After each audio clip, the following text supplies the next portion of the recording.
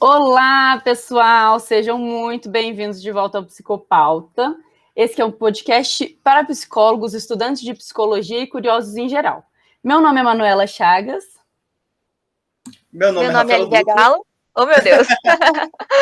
Vai pra edição. Meu nome é Lívia Galo. E meu nome é Rafael Dutra. Hoje a gente está aqui inaugurando a nossa terceira temporada com uma convidada mais que especial. Mas antes, só tem um pequeno lembrete para vocês. Para seguir a gente aqui no Spotify e no Instagram também, para não perder nossos lançamentos, textos e outros conteúdos exclusivos que a nossa equipe produz. E agora, sem mais delongas, estamos aqui com a Ana Sui. Ela que é psicóloga, professora e bem conhecida pelo seu trabalho junto às redes sociais. Além disso, ela escreveu os livros Desejo, Amor, Psicanálise, As Cabanas que o Amor Faz em Nós e A Corda que Sai do Útero. Seja muito bem-vinda, Ana. Obrigada, Manuela. Obrigada, Lívia e Rafael, pelo convite para estar aqui. Bom, Ana, começando aqui então, fala um pouco sobre você aqui pra gente, quais caminhos te levaram até a psicologia, as redes. Às vezes as pessoas podem conhecer seu trabalho, né, pelo Instagram, pelos seus livros, mas quem que é a Ana Sui, como você chegou à psicologia, à psicanálise, até a literatura, né, seu gosto pela literatura, qual é a sua história? Então, eu acho que a literatura, ela é um encontro que acontece na minha infância já, né? Eu sempre fui uma criança muito interessada pelo mundo dos livros, pelas histórias, uma leitura voraz, desde que eu encontrei com a literatura. E aí isso deu uma adormecida em algum tempo e retornou depois já no meu encontro, de fato, com a psicanálise. A psicologia, ela chegou por sorte, eu acho, né? Porque é difícil da gente pensar numa escolha assim, em alguém que faz uma escolha muito calculada, né? Ali aos 17 anos de idade, do que é que vai fazer da vida, né? É sempre uma aposta, né? Uma grande aposta, né? Não sei se é uma grande aposta, uma pequena aposta, né? Porque acho que é tão difícil de calcular ali para onde que o desejo aponta ali, né? Nesse momento assim tão turbulento da vida. E aí por isso que eu acho que eu dei sorte, né? Porque aí enfim, descobri que adorava, eu fui uma aluna que curtiu muito a graduação de psicologia, eu não me apaixonei cedo por uma abordagem ou alguma coisa nesse sentido, então eu curti mesmo, assim, eu gostava muito de quase tudo, e foi só mais para o fim da graduação que eu me encontrei com a psicanálise, e aí quando eu me encontro com a psicanálise, muito especialmente, embora eu estivesse dentro de uma universidade de psicologia, encontrei muito especialmente pelo meu próprio trajetório, né, enquanto analisanda, na minha própria análise, aí aparece como consequência desse encontro essa retomada pela literatura, né? Tanto no sentido de ler, que é, enfim, acho que é disso que se trata, a minha experiência principal, quanto no sentido de escrever, que era alguma coisa que também já tinha me mobilizado em outro momento e que tinha ficado adormecido. E E aí você eu começou a sua análise durante a universidade mesmo, então, durante o curso de psicologia? Ou começou antes sim. já? Não, comecei durante a graduação, acho que antes até, inclusive, de eu ter uma transferência que eu pudesse reconhecer com a teoria psicanalítica, né? Então, eu digo que eu não me apaixonei muito cedo e etc e tal, mas eu comecei a fazer análise ali bem antes de eu me apaixonar, digamos, de modo propriamente dito, pela teoria, pela psicanálise enquanto teoria, né? Quer dizer, não por acaso eu fui fazer análise, né? Alguma coisa já estava posta ali que eu só pude reconhecer depois. Ana, e agora mais pra frente, né, depois desse período aí de reencontro com a literatura, com a psicanálise, como que é hoje conciliar tudo, né? Porque você faz bastante coisa, você é professora, psicóloga, tem esse trabalho com as redes, que a gente aqui até, com o Psicopauta, a gente produz textos, e a gente sabe, né, o trabalho que dá alimentar uma rede social, né? E conta um pouquinho pra gente como que é esse seu trabalho hoje, conciliar tudo. Eu tenho, assim, para mim, o trabalho é com a clínica e com a docência. É isso que eu tenho, enfim, é aí que eu me identifico. Embora a escrita seja alguma coisa que eu sei que é inegociável para mim, assim, é muito fundamental. Mas isso está num lugar tão inegociável que eu acho que nem chega no campo do trabalho para mim. É como se isso fosse alguma coisa muito de foro muito íntimo, assim, né? Porque, enfim, eu sei que eu vou escrever enquanto eu estiver viva. Isso tem pouquíssimo a ver com o meu sustento, com a minha posição no Lattes, com publicar ou não publicar livros. Enfim, isso passa por um lugar muito, muito íntimo para mim. Então, é engraçado até isso, né? Que nem entra nessa campo do trabalho, mas eu sei que é, né? E as coisas com as redes sociais, gente, eu sou muito atrapalhada com isso, na verdade, porque pelo alcance que tomou já, pela proporção, eu me olhando de fora, vejo que isso é um trabalho também, né? Mas eu sou daquela faço enquanto dá, sabe? Não é um negócio assim que eu assumi que eu vou fazer, não é um negócio que tem horário para eu fazer, não é um negócio que, né, vocês veem que eu posto com uma frequência, né? Tem bastante consistência, mas não é assim, todo mundo sabe que, sei lá, quinta às 4 ou que segunda. Não, é uma coisa assim que de verdade é um hobby para mim, assim. E eu fico sempre muito surpresa com a dimensão e com o alcance que isso toma, porque para mim tem puramente a função de um hobby, assim. E que eu não sei quanto tempo que vai durar, eu acho que deve ficar, porque eu sempre gostei muito de redes sociais, né? Eu sou de uma geração que, sei lá, acho que na idade de vocês estava saindo o Orkut, né? E desde o começo eu já me interessei muito por redes sociais, pelo Orkut, ICQ, Mirk, desde aqueles tempos, né? Bem primórdios. E aí depois blog, Twitter, Facebook, né? Agora do Instagram. Então, essas coisas são muito líquidas, elas vazam para outros lugares. Mas como eu descobri nisso aí um jeito de articular a minha relação com a escrita e um jeito de fazer laço com as pessoas, que é o que de fato me interessa, acaba que ganha uma dimensão consistente e importante na minha vida, mas não é de propósito, sabe? É uma consequência. Então, a impressão que dá de você falando é que parece uma coisa que começou assim, meio que sem querer, foi só você fazer uma coisa que você gostava e as pessoas gostaram também, né? E continua assim, não mudou nada. Criou vida sozinho, né, Ana? É isso. E aí eu acho que teve uma coisa também que talvez tenha movimentado um pouco mais, duas coisas que acho que movimentaram um pouco mais, que foi o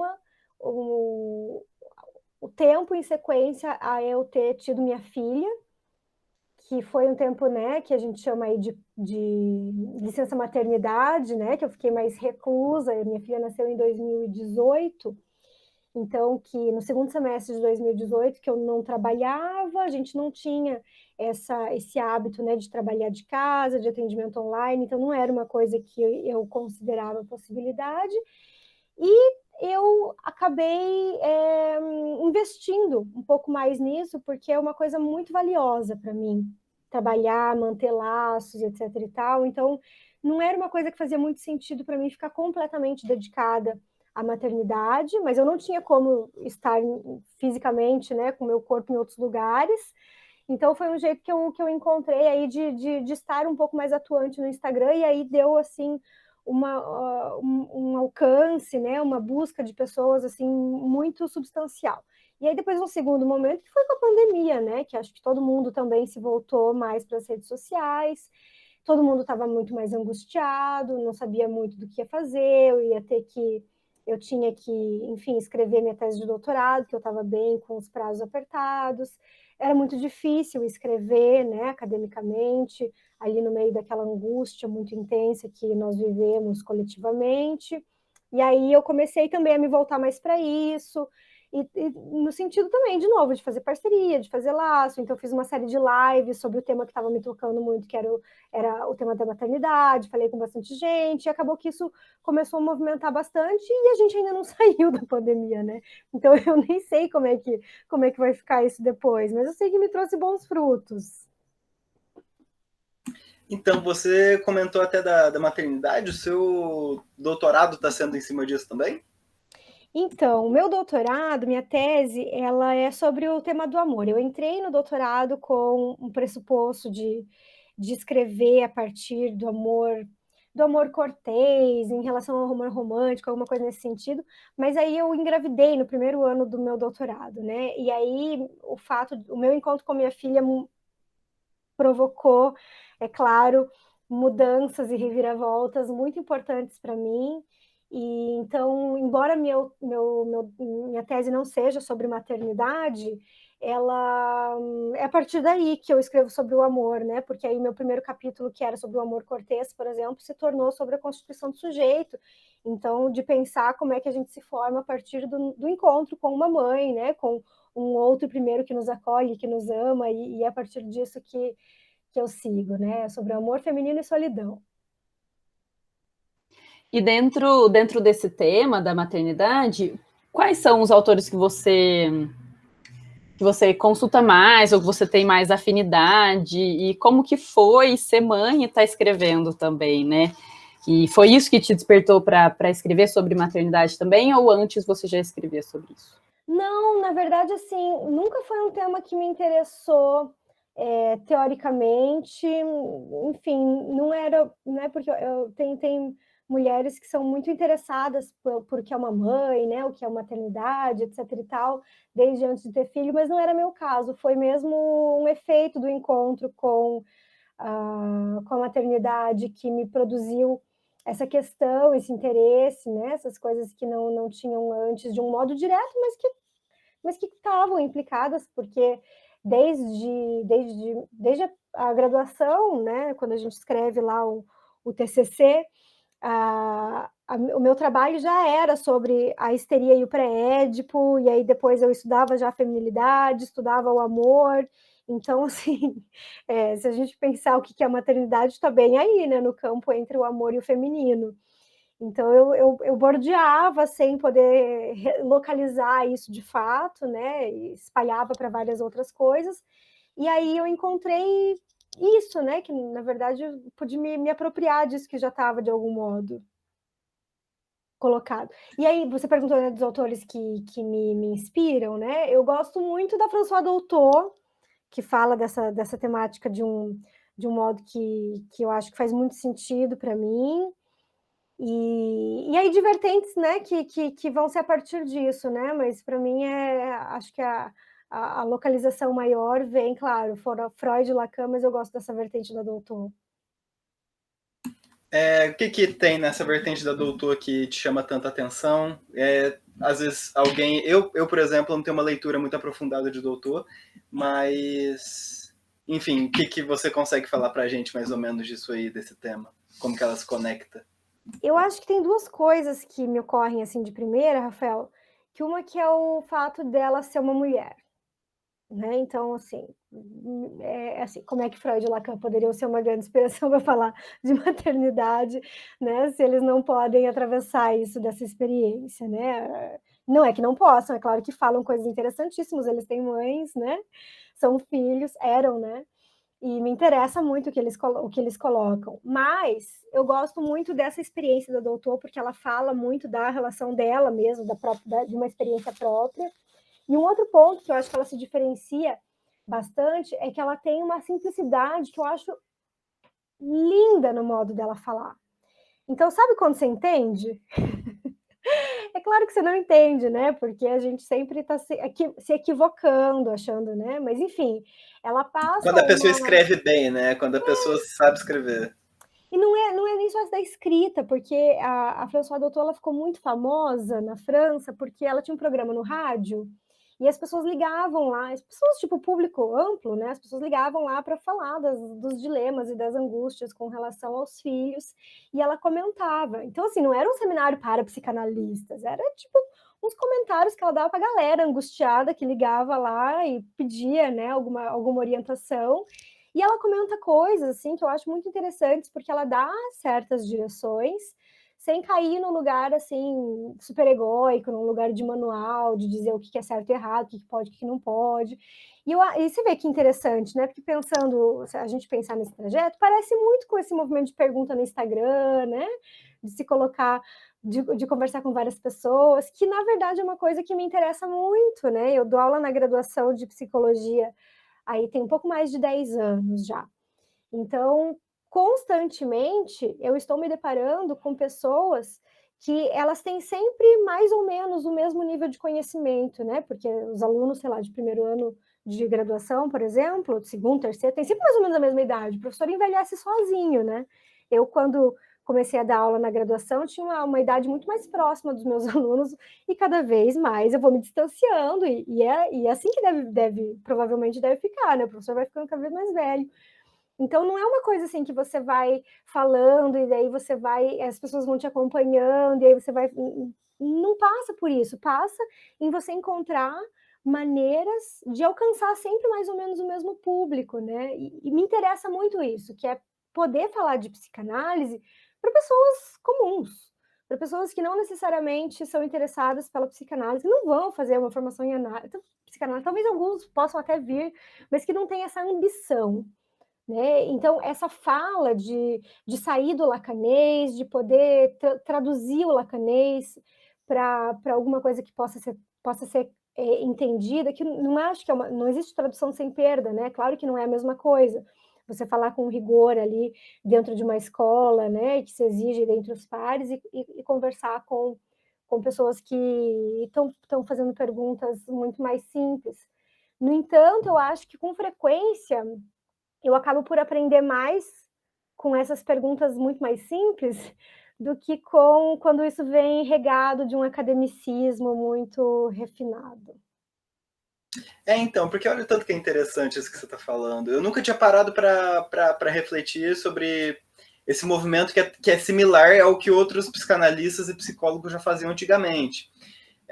Durante a minha graduação, eu tenho memória de professores falando mal de psicólogos de televisão, sabe? Que iam lá e falar sobre questões, mas eu sempre via isso como, tipo, olha, talvez não tenha problema a pessoa ir na televisão falar e democratizar algum tipo de conhecimento, contanto que seja com responsabilidade, sabe? Que não esteja lendo DSM na televisão e dando sintomas para as pessoas. Mas eu lembro que até o Winnicott, se eu não me engano, ele também tinha isso, né? De um programa que ele lia cartas, as pessoas mandavam perguntas para ele tentava ajudar de alguma maneira. Interessante saber disso, a Françoise doutor também. E tanto é que quando a gente vai ler o Winnicott escreve para quem? Para mães. Né? Então, não tem um texto ali que você olha e fala, nossa, não entendi, né? Você entende. E aí, é claro, vem Lacan dizer que existe um mal-entendido, que é fundamental. É claro que existe isso, a gente nunca entende exatamente o que o outro está dizendo, né?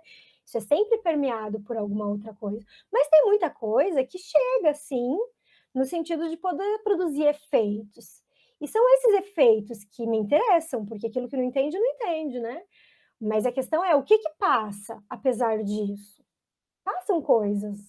E acho que é um debate bem presente, né, Ana? Porque a gente falou um pouco sobre isso na faculdade, de como a psicanálise surge de um lugar que é elitizado, né, que é muito elitista, e até hoje ainda tem algumas raízes disso, né?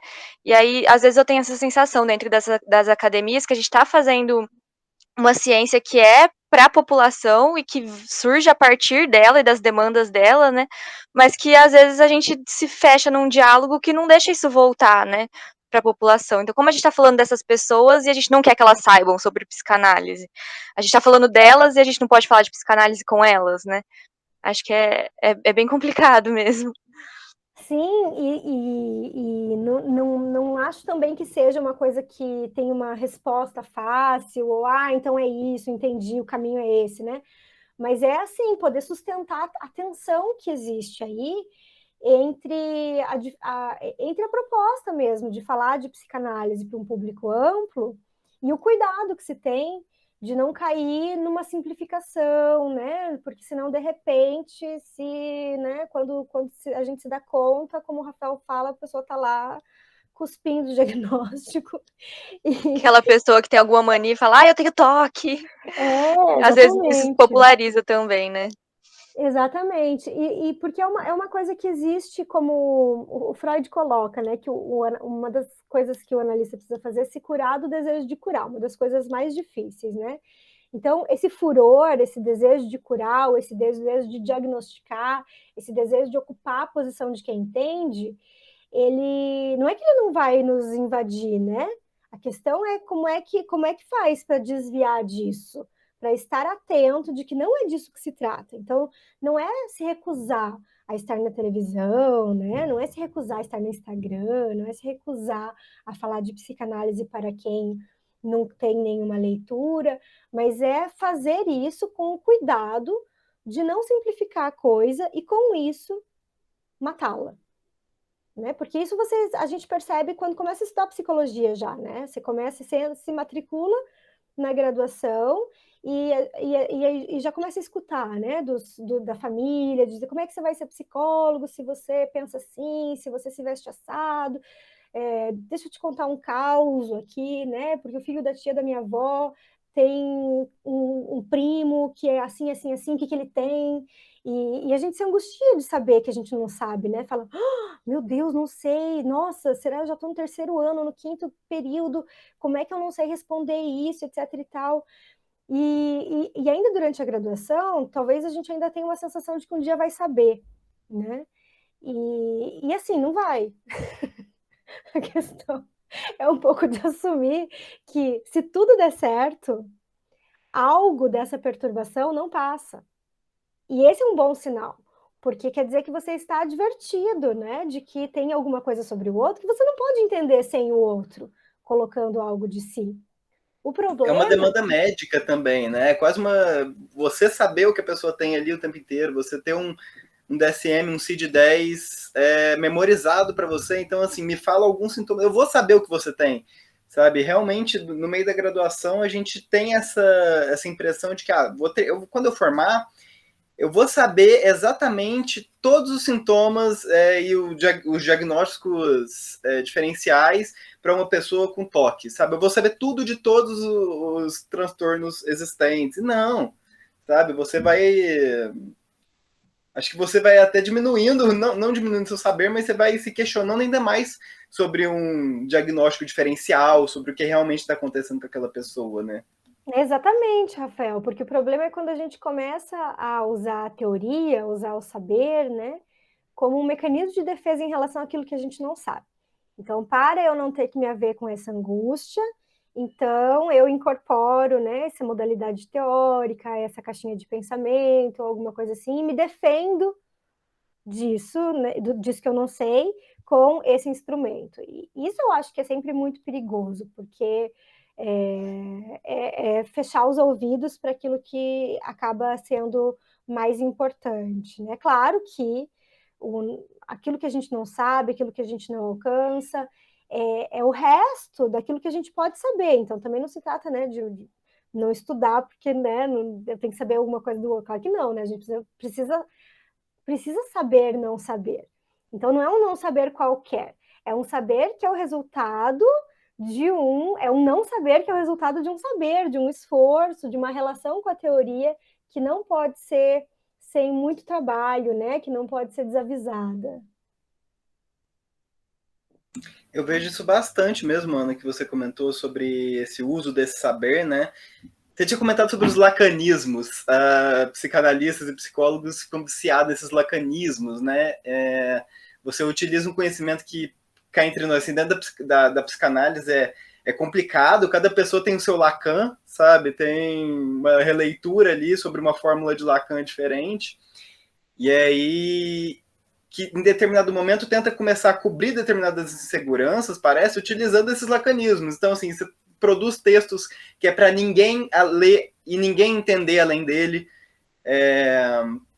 ao invés de tentar democratizar o acesso a isso também, ao invés de, poxa, se você tentar explicar isso de uma maneira um pouco mais simples, vai perder o valor disso que você está falando, sabe? Você precisa realmente falar da maneira mais complicada possível para atingir o público. É o público que você está tentando atingir, sabe? Para quem que você está escrevendo isso, esse texto? Para quem que você está fazendo esse vídeo? Sim, e aí tem uma coisa que talvez seja muito, que pegue muito, especialmente nos lacanianos, né? Que é o fato de bom, Lacan, ele mesmo, né, mais de uma vez dizia que não escrevia para ser entendido, né, não passava por essa via, porque ele estava muito advertido de que existe um muro entre cada um de nós, né? Então, entre um e outro tem sempre um muro, que é o muro da linguagem, que ao mesmo tempo que permite uma certa aproximação, porque o muro também aproxima, ele também afasta, né? Então, ele escrevia assim, a partir daí, né? E eu acho que é sempre muito problemático quando alguém tem uma leitura de Lacan que diz ser a leitura certa. Porque me parece que Lacan se situa num registro da linguagem que é justamente para garantir que há sempre uma equivocação. O que abre margem para diferentes modalidades de leitura do trabalho dele, né? Agora, quando a gente fala, cai nessas discussões de que eu sim sei ler Lacan, você não sabe, né, e etc e tal, eu acho que não tem nada menos lacaniano do que isso.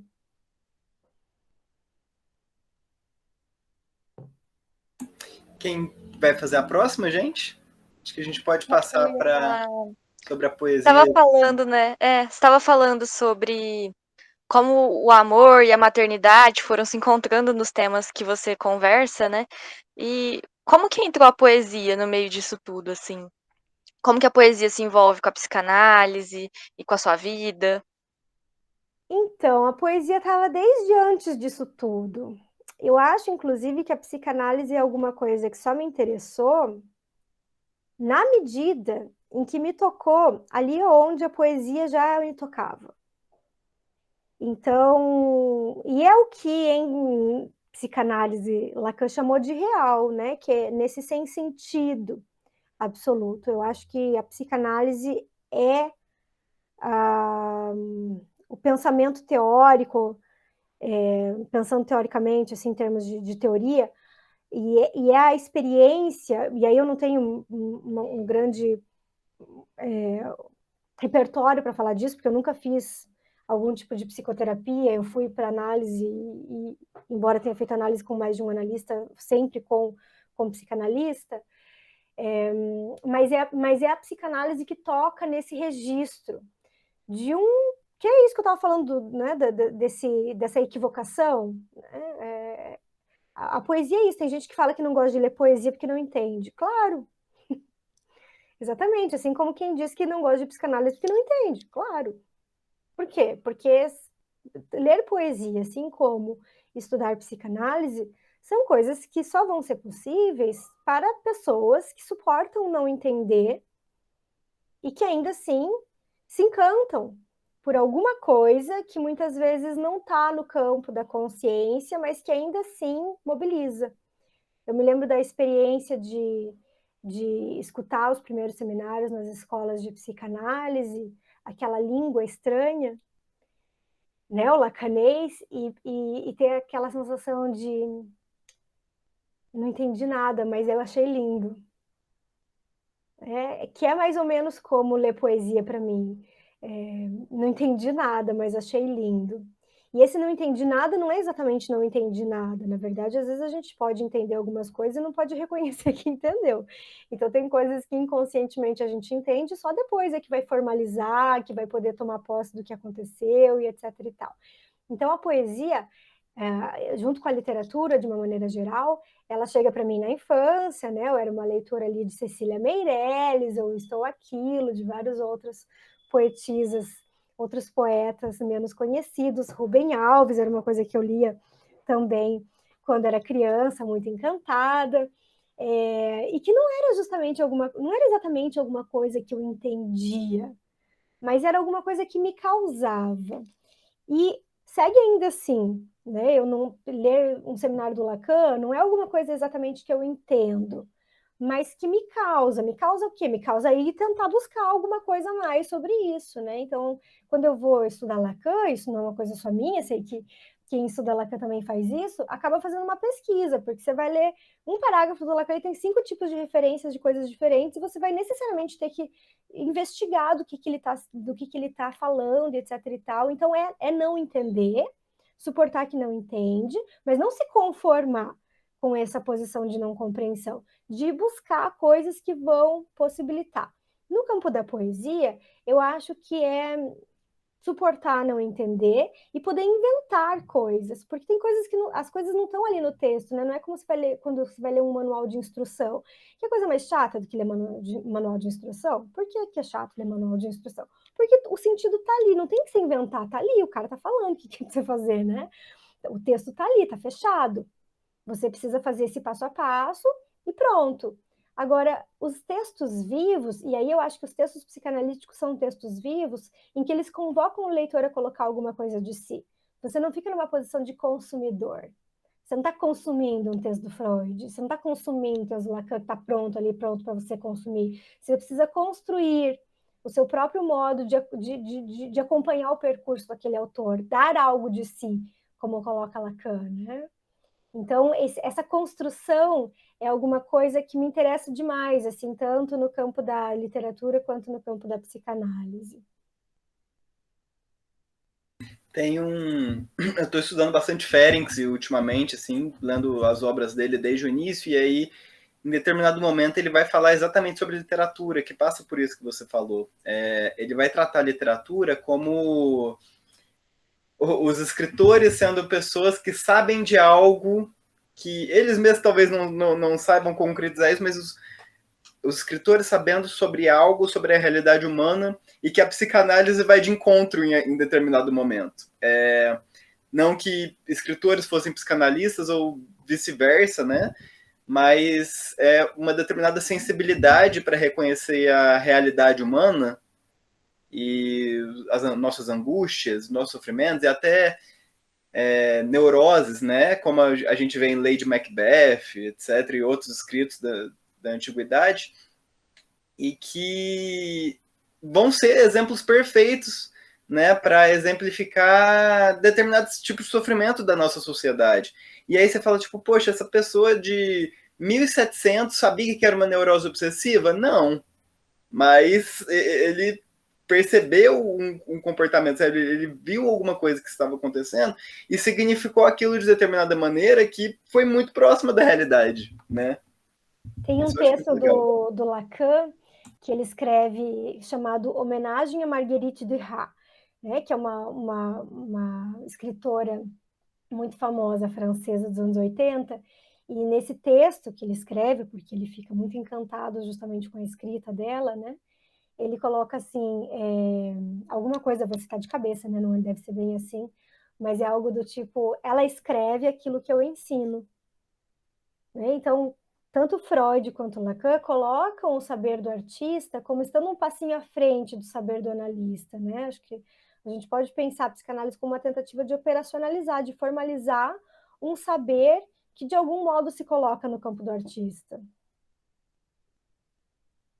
Eu gosto E muito dessa agora interlocução. é muito legal, né? E agora que a gente tá falando disso, que eu tô lembrando a quantidade de pessoas que a gente já entrevistou aqui, a Tati falando de arte com psicanálise, e o Pátia, que faz quadrinhos, né, do filho do Freud, a gente já falou de Clarice, eu tô pensando quantas vezes a gente já viu aqui a psicanálise de encontro com alguma forma de arte, seja desenho, e como isso vem de forma natural, parece, né? Parece que as duas coisas realmente tocam num lugar semelhante ali, que dialoga muito bem, né? É sim, e falando um lacanês aqui, rapidinho, acho que são duas formas de tratar o real, de dar diferentes tratamentos ao real, né? Uma análise psicanalítica ou aí uma via sublimatória, enfim, alguma coisa por essa via. Ana, Eu acho que a gente passou mais ou menos pelas perguntas aqui, mas já que você tocou aí no assunto do Lacanês, tá dando para ouvir? Tá com algum barulho? Já que a gente está falando pela via do Lacanês, etc., eu queria te fazer uma pergunta, inclusive, sobre uma produção sua recentemente, que você disse que quando o vazio de um toca no vazio do outro e nenhum dos dois se apavora, a gente diz que é amor. E já que a gente está aqui tratando, né, também sobre o tema do amor, sobre tudo isso, você gostaria de falar um pouquinho sobre essa frase? Eu achei muito interessante. Me conta o que você achou de interessante, Rafael.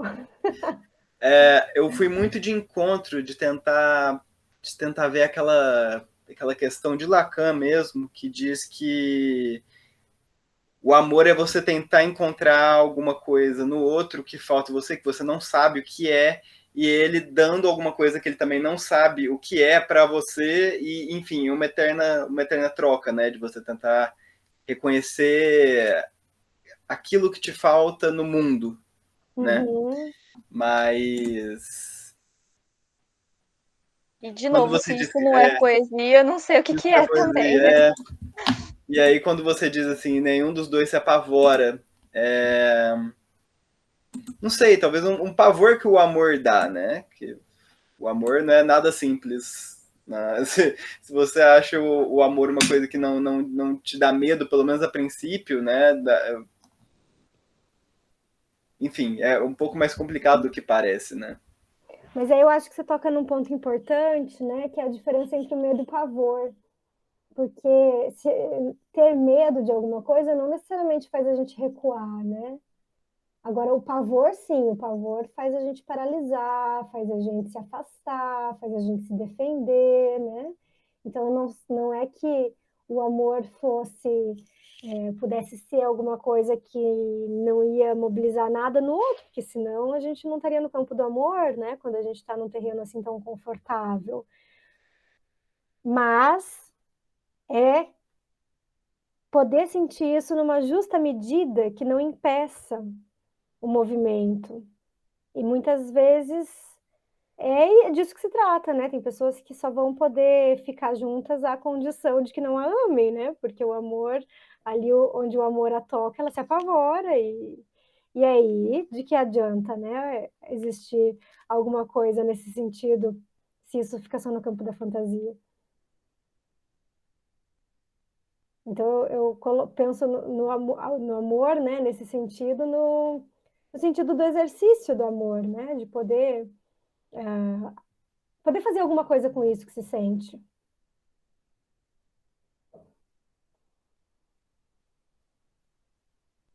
Mais alguma coisa, gente, que vocês gostariam de perguntar? De conversar? Acho que a gente pode passar para as indicações. A gente não tinha colocado, né? Ai, não acredito. Esquecemos de colocar a questão das indicações. Mas a gente pode fazer uma indicação no ar, assim. No ar, se você tiver aí qualquer coisa eu corto depois, Ana, mas a gente, em determinado momento, a gente pede para o nosso convidado para ele trazer, enfim, dar algumas indicações, né, para quem ouviu o episódio, quiser ler mais sobre o tema, os temas que a gente conversou, indicações de livros, indicações de autores, indicações, enfim, de programas, o que for que você quiser indicar para quem ouviu esse seu episódio até agora. Então, eu vou indicar, deixa eu ver aqui o que eu estava falando. Já sei. Um negócio que eu acho super interessante, que eu gosto muito de indicar, que é um livro da Malvine Zalcberg, que se chama De Menina a Mulher, e que é um livro bem bonito, que ela vai fazer toda uma relação com o cinema, então tem essa coisa com a pegada da arte, do feminino, então são diferentes capítulos curtinhos, textos curtos, que ela faz pensando nessa trajetória de menina a mulher, a partir da relação com filmes, né? Então ali já tem um monte de indicação, tanto de texto quanto de filme, para assistir, né? Eu vou indicar o podcast que agora estou inventando com minhas amigas Cauana e Licene, que é o sobre o feminino, né? A gente começou agora, saiu o primeiro episódio essa semana e a gente já tem alguns engatilhados, que espero que também seja uma coisa bacana para quem escuta, que eu estou adorando fazer. Deixa eu ver o que mais que eu posso recomendar assim que me vem. Muito bacana. A Cauana participou aqui com a gente, acho que no episódio da segunda temporada, e ela falou bastante sobre o feminino, sobre esse projeto dela. Muito legal que eles começaram isso. Foi lindo esse episódio com ela, inclusive. Deixa eu ver o que mais que eu vou recomendar. Eu vou recomendar esse aqui, que é o texto do Freud, né, gente? Mas que é o livro Amor, Sexualidade Feminina, da publicação da Autêntica, que é um livro muito de cabeceira para quem se interessa pelo tema do amor e psicanálise. E tem textos com uma tradução belíssima, não só do próprio Freud, quanto os comentários os textos de comentário do Gilson Iannini e do Pedro Tavares, que são os editores, e tem um pós-fácil, gente, da Maria Rita Kel, que é uma coisa maravilhosa.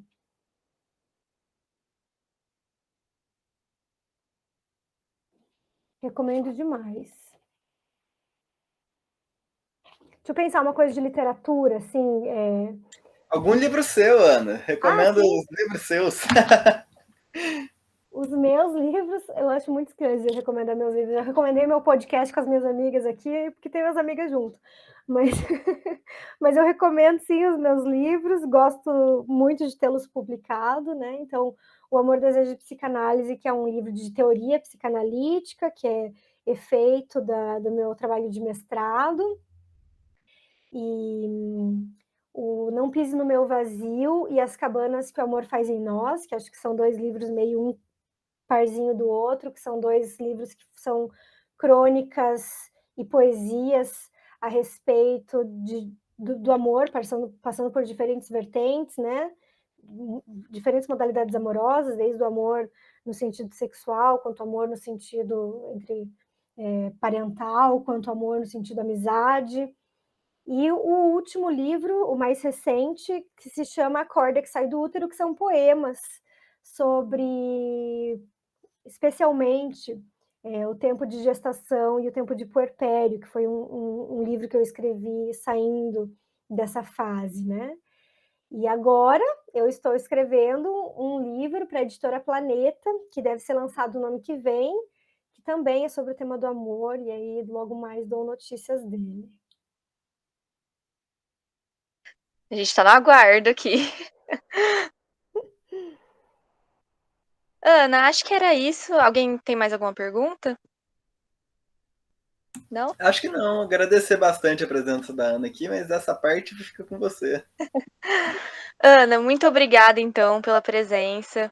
Acho que a gente já falou aqui que era um episódio que a gente esperava muito para gravar, que a gente estava bastante feliz de poder acontecer. A gente te acompanha bastante. Então, assim, muito gratos por você ter topado ter essa conversa com a gente. A gente agradece também quem está ouvindo até agora, né? E acho que a Ana produz muito conteúdo legal, muito texto legal, como a gente conversou aqui, coisas que vêm de forma espontânea, sobre coisas que estão acontecendo. A gente também, com o Psicopauta, postam vários textos lá, então sigam a gente e sigam a Ana_Sui. E muito obrigada, Ana, por ter feito parte. Eu que agradeço o convite, quero parabenizar vocês por esse trabalho tão bonito, tão importante. Acho que a gente precisa inventar novos modos, né, de colocar a psicologia, de colocar a psicanálise aí de uma maneira responsável e ética, e é sempre uma grande alegria encontrar parcerias assim nesse trabalho. Então é uma honra estar aqui, que bom que deu certo. A honra foi Muito toda obrigada. nossa. E acho que se alguém tiver alguma pergunta, né? A gente estava falando aqui sobre como. Acho que todo mundo que está nessa conversa, de forma geral, enxerga aí as redes sociais, né? Como essa forma de diálogo. Então, quem quiser mandar pergunta pra gente, manda lá que a gente responde. E é isso, gente. Muito obrigada a todos os ouvintes. A gente se vê no próximo episódio. Começando essa terceira temporada, já esse primeiro episódio, com dois pés na porta, né? E vem muito mais por aí, gente. Então, sigam a gente lá nas redes pra gente não perder essa divulgação aí dos próximos episódios. E muito obrigada. Obrigada, gente. Tchau, Até tchau, logo. Ana. Tchau, tchau.